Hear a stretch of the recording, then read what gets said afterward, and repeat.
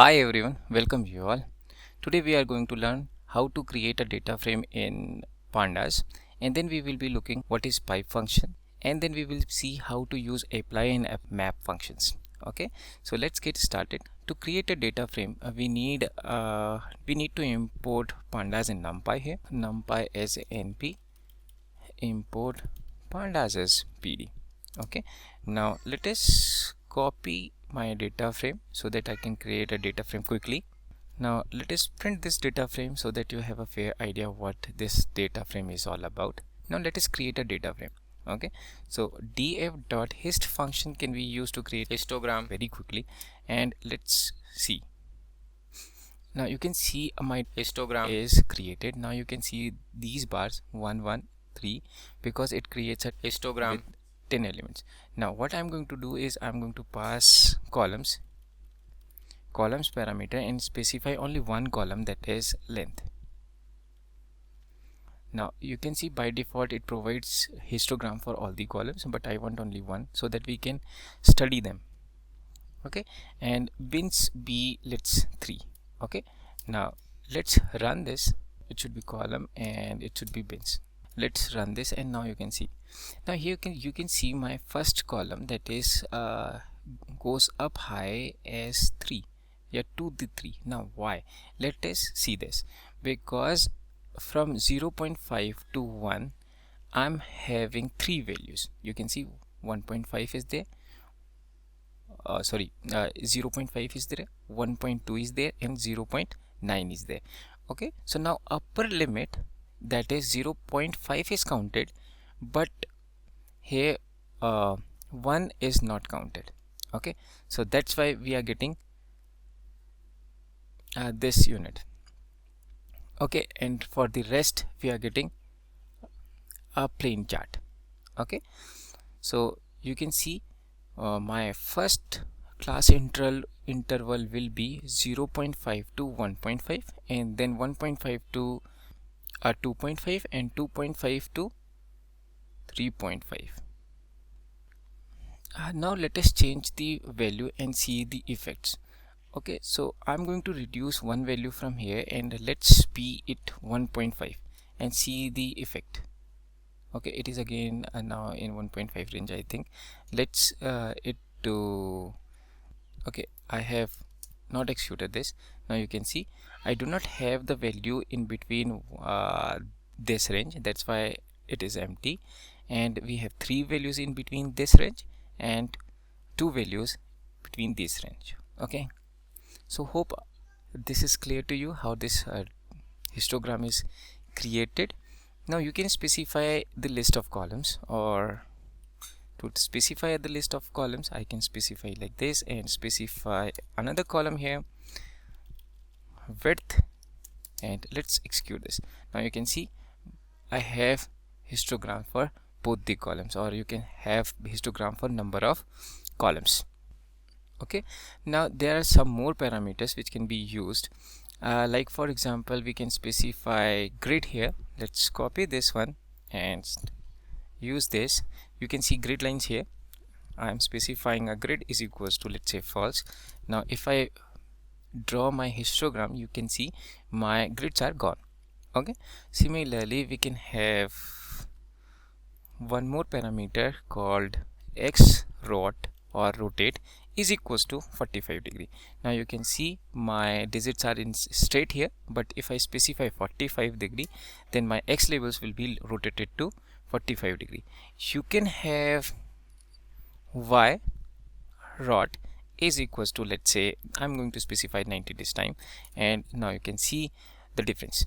Okay, here my values are in along the 0, and but here you can see these are rotated to 90 degree. So you have some more parameter we can be specified. What are these? X rot and y rot. Similarly we can have x label size is equals to, let's say, 5 here. Okay, now my default labels are, you can see the size, and now see the size, these are really very small. By default these are 10.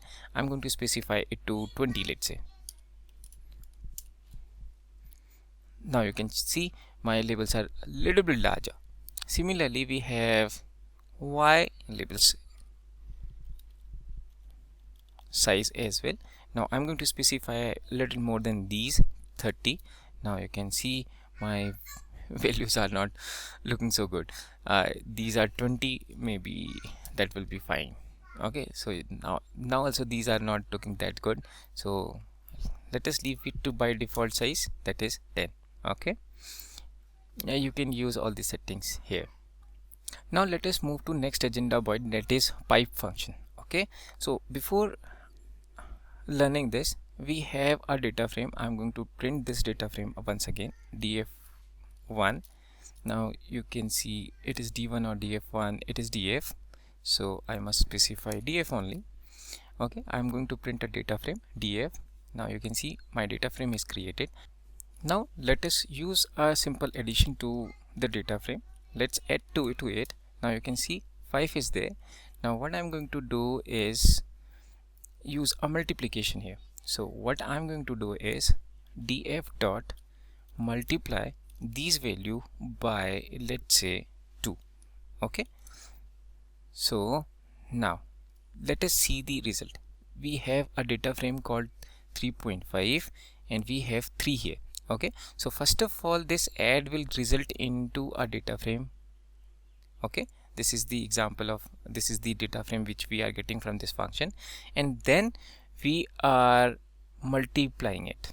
Okay, so it should be somewhat like this. Okay, multiply like this. So now what I'm going to do is I'm going to execute this and see the result. So obviously it is 15. Now why? I'm going to print this so that there is no confusion. 2, and let's print this. So I'm getting 5 from this, and then I am multiplying this to 3. So basically 5 multiplied by 3 is equals to 15. And similarly here also you can see we have 1 and 3. Okay, so 3 multiplied by 1 is equals to 3. And similarly for 1.5 multiplied by 3.5 is equals to 5.25, and 2 multiplied by 4 is equals to 8.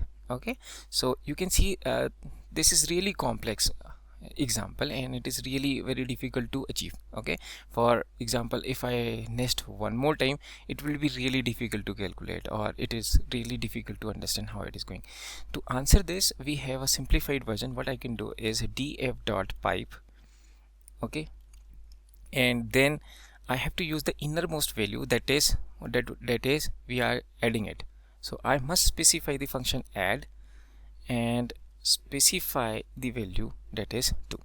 Okay, so now what it will do if I try to print this one, I must specify the function as like this, and it should be np dot add, and let us run this execute.